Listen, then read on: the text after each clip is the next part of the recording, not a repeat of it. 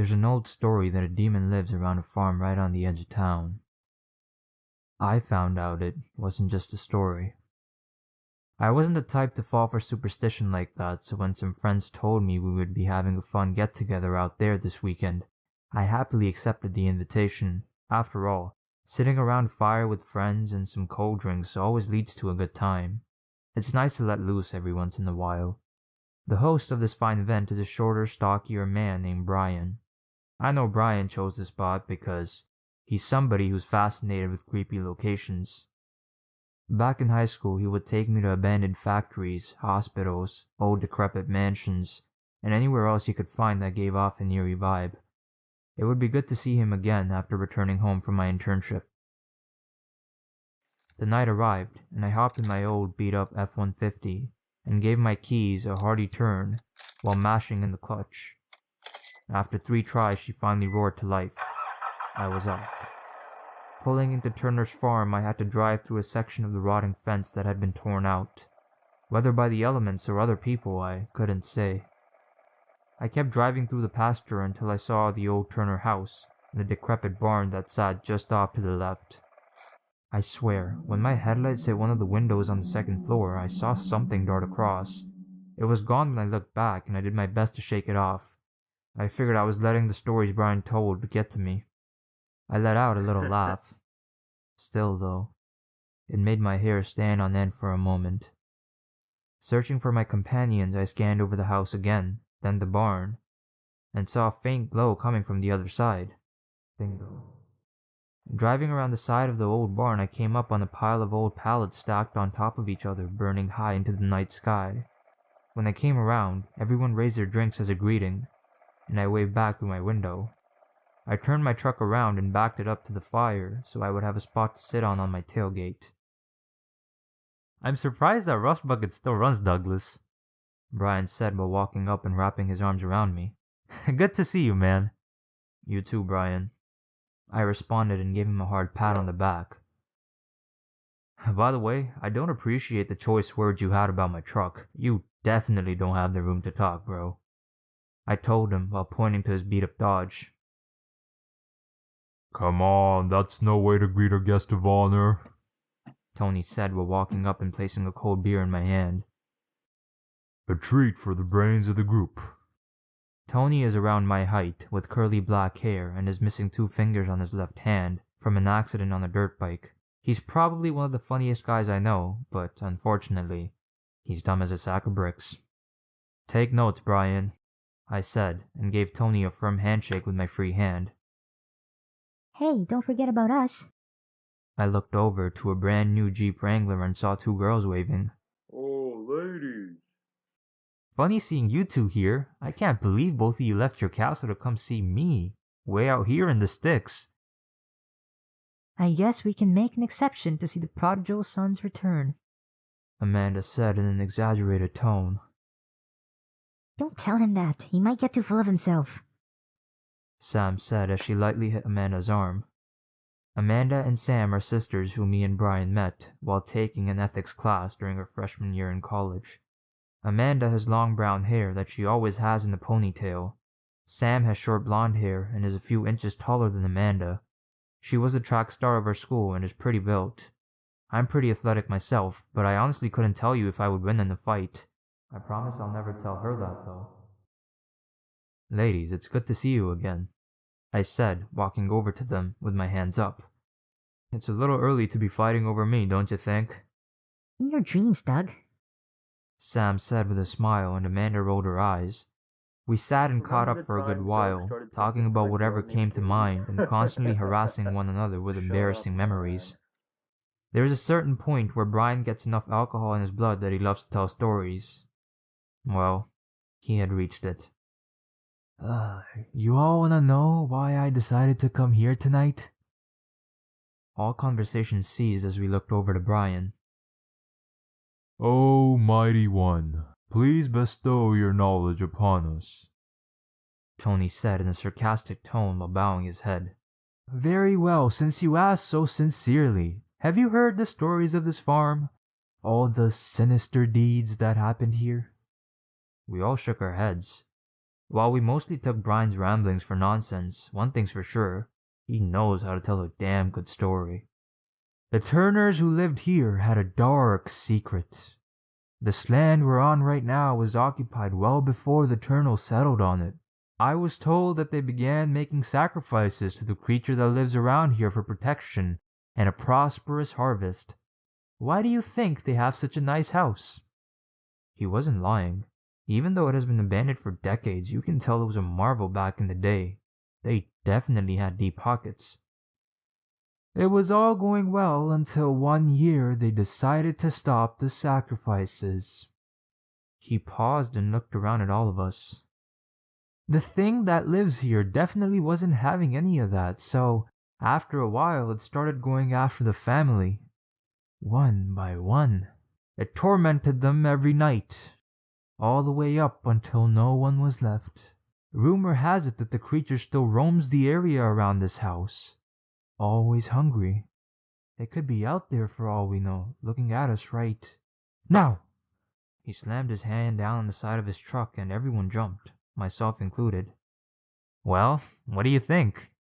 He said with a smile plastered across his face. Screw you, Brian. Amanda said. If it's out there, I hope it eats you first so we can get away. You make a pretty big meal after all. This got a laugh out of all of us. Well, except for Brian. After this, we returned to idle conversations, accompanied by the music coming from Tony's speaker. We continued into the early hours of the morning with no sign of stopping. I was having a great time until we heard a loud crash from the backside of that old house. We all shot to our feet and sent our gazes in the general direction of the noise. The only sound filling the night air was a speaker, which Tony was now reaching for the power. He clicked it off, and we were plunged into silence. What was that? Tony asked while climbing down off his truck. Do you think someone called the cops on us? No way, I responded. No one lives around here, and I haven't seen any headlights from a passing car for a while now. Let's just sit and listen. If someone comes up, I'll get Amanda to talk our way out of it. Tony said, looking over at Amanda with a grin. Hey, why me? I imagine someone would listen to a pretty girl rather than us, riffraff. Now, everyone, just be quiet for a moment. Sam and Brian were standing next to me, and Sam was well within my personal bubble. I would be lying if I said my heart didn't skip a beat. We sat in silence for what felt like forever until Tony spoke up. Maybe it was just some animal rooting around back there. I haven't heard anything else. Hold on, I think I hear something. Sam said while gripping my arm. I hear it too, I said. It sounds like whistling. It was whistling. It wasn't coming from someone's mouth though. It was the noise only something hurtling at high speed through the air makes. The whistling got closer until I could make out a blur, falling towards us. It was moving so fast that I didn't have time to react as it flew right by me, not even 3 feet away. A loud crash followed and I turned to meet its source. I wish I hadn't. What looked to be a small pine tree that had been stripped off its branches and sharpened at one end was sticking right through the side of my truck with Brian attached. The makeshift spear went clean through his chest and pinned him to my truck. He was still alive somehow, letting out nothing but wet gurgles as his life drained from him. I froze and dropped to my knees as screams rang out from all around me. My best friend let out a few more pained breaths before succumbing to his wounds. I don't know how long I sat there in shock, not being able to process my surroundings. I sat frozen like a statue, until a hand slapped me hard across the face and I felt heat return to it. I looked up, and it was Tony with a frantic look on his face. Get up, Doug. We gotta move before whatever threw that comes this way. I looked around at everyone while climbing to my feet. Amanda was gunning it for her Jeep, while Sam, who was next to me, grabbed my hand. Come on, Doug, we're leaving. Yeah, okay, was all I could muster in my current state. We made it to the Jeep with Amanda in the driver's seat, Tony riding passenger, me and Sam in the back. Amanda slammed her keys into the ignition, and with one turn the vehicle came to life. I looked through the back glass, and what I saw put a scar on my soul. Something on all fours was bounding through the open yard to the side of the old house. Its muscly frame reminded me of a gorilla, but that comparison doesn't do it justice because it was about 3 times the size. I couldn't make out the thing's head, but I sure could see the eyes. They were massive gray ovals that glowed brightly against its pitch black fur. It had a long snout, and its mouth was curled upwards in what almost looked like a grin filled with sharp, jagged teeth. I also noticed one more key detail. It was catching up. You need to step on it, Amanda. The thing is about to reach us. I yelled to a panicked car. I know. I'm mashing the pedal as far down as I can, but we're not gaining speed because this guy's yard is like a frickin' jungle. Jesus Christ, that thing killed Brian. It killed him. Tony said as he put his hands to his head. We gotta call the cops and tell them some mad scientist experiment got loose and is trying to kill us. Calm down, Tony. You have to get a grip. Amanda said, placing a hand on Tony's shoulder. Okay, He said through deep breaths. The car began to shake with each step this monstrosity took. It was so close. I knew we weren't going to make it back to the highway. it's gonna catch us. Tony screamed while looking out the window. Hold on. I yelled as the creature dove into the side of the Jeep, sending it on 2 wheels. By some miracle, we landed back upright. After shaking the stars out of my vision, I looked to the front seat and saw Amanda slouched over in her seat with blood running down her face and Tony frantically reaching at his leg. Sam had a gash on her arm and was reaching into the front, shaking Amanda. Wake up, Amanda. We need to keep going. Please wake up. My leg's stuck between the door. I can't move it. Tony called out, and I leaned up into the front seat. The creature rammed the car right on Tony's door and caved the door in. It pinned his lower leg down, as the bottom half of the door was pretty much imprinted on it. Doug, please get me out. It hurts so bad. He pleaded with tears forming at the corners of his eyes. You got it. Just give me a moment. I'm gonna try and push the door outward, okay? You push on it with me if you can. Sam was still shaking her unconscious sister while I propped myself up to try and get the best leverage I could manage. Alright, 1, 2, 3. I pressed as hard as I could, and the shattered remnants of the window cracked and fell out as the door groaned. Tony let out a scream as he too put all of his force trying to break free of the door. It wouldn't release him from its grip. Stop. I can't, Doug. It hurts too much. He said, defeated. Just hold on a moment. I'm stepping outside to try and open it that way, okay? I looked over at Sam, who had her hands around her sister's face as she was finally gaining consciousness. What happened? Amanda let out in a confused tone. Amanda, thank God. Sam said as she wrapped her sister in a hug. I turned back and went for the door handle when the hand grabbed me. Wait, where to go? Tony asked. You can't go out there with that thing still around. I had completely forgotten in my dazed state. Why had the creature not come back to finish us off? My heart began to pound as I scanned our surroundings. Then I looked back to the parked vehicles. I saw faintly this thing lift Brian's lifeless corpse into the air and drop it into its gullet. Then the thing grabbed its spear. I swear it looked me dead in the eyes and smiled. Everyone else must have been looking where I was at this point because they all started shouting at Amanda to start the car. It had shut off from the first blow this thing dealt. Amanda was trying her best to get it running again. 1, turn off the ignition. Nothing. 2, some action. 3, it almost caught. Please, dear God, let 4 be our lucky number. By some miracle, it came to life against all odds. Drive! We all shouted in sync. We made it about 15 yards before I saw the thing release its spear and the little hope I had leave me. With inhuman strength and accuracy, it pierced the front end of the vehicle and stopped us dead in our tracks. No, please. Amanda said while turning the ignition. We got lucky once. You don't get lucky twice. I looked back and saw our assailant charging towards us. There was nothing we could do except take the blow and hope for the best. I scooted over in my seat, as close as I could get to Sam on the opposite side because this thing was coming to ram us right where it hit last time. Everyone did their best to get as far away as they could as well. Then it hit, and I felt the vehicle tip to its side, and then darkness filled my vision. I came to on top of Sam, and saw she was knocked unconscious by the blow.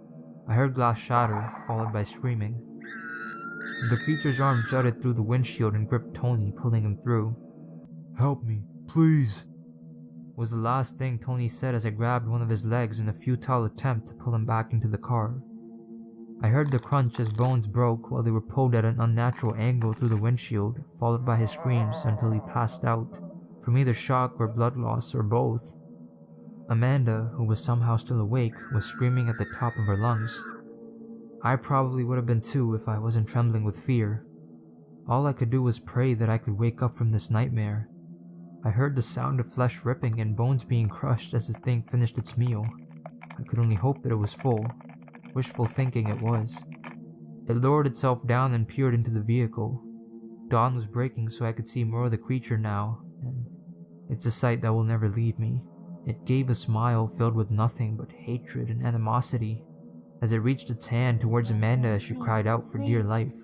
She looked over, trying to claw herself into the back seat, but didn't make it in time. Her eyes locked as the creature closed its grip around her torso. I saw blood begin to steam out from the corners of Amanda's mouth as its grip tightened. She spat blood as she screamed, grabbing onto anything her hands could grasp as the thing's iron grip tightened. That was until she reached the smashed out windshield. I heard flesh tear as she was pulled through. Her back bent at such an awful angle. Then I heard a loud snap as she fell limp, still screaming all the way up until the thing lowered her into its mouth. I couldn't take it. I just curled up into a ball beside Sam, who still hadn't woken up. I was kind of grateful in the moment for that, so she didn't have to see her sister go like that. I looked back up at the creature one last time as I saw the morning sun rise above the tree line. Then I passed out. I woke up to Sam shaking me. Hey, Doug. Doug, please wake up. Please be alright. Was what she said through tears that were landing on my face. I'm here, Sam. The events after were mostly a blur. Sam called the police and told them we needed help. We sat outside the overturned vehicle until the police arrived with an ambulance.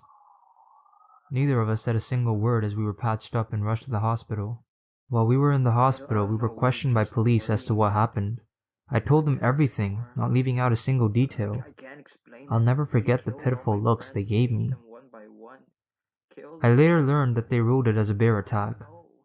How they thought a bear could puncture a hole in the vehicle and flip another is beyond me. The days passed, and I ended up skipping my friends' funerals, not being able to cope with the loss. Me and Sam visited their graves today, and I told them how sorry I was that I couldn't do anything. Sleeping is nothing but a memory now, as every time I close my eyes, I'm met with that thing smiling back at me, tearing my friends to shreds. Now I'm sitting at home, writing this out word for word as it happened that night. No one believed our story, but I know what happened and I have to tell someone. This is also supposed to serve as a warning. If anyone knows about Turner's farm, stay away. Something that lives around there took my friends, and it will take you too if you stay after dark.